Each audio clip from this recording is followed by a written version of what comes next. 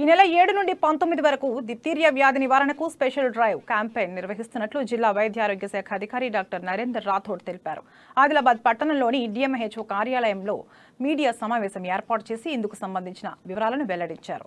జిల్లా వ్యాప్తంగా అన్ని ప్రభుత్వ పాఠశాలల్లో 27,905 మందికి ఈ వ్యాక్సిన్ వేయనున్నట్లు తెలిపారు.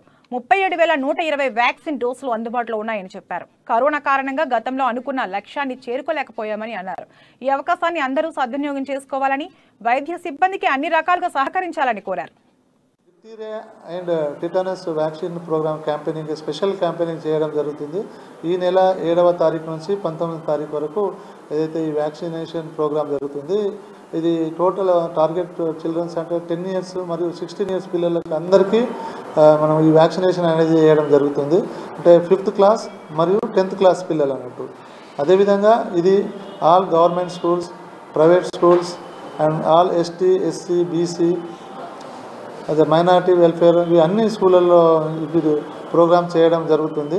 ఇందులో భాగంగా మేము మొత్తం 27,205 మొత్తం టార్గెట్ చిల్డ్రన్ని గుర్తించడం జరిగింది.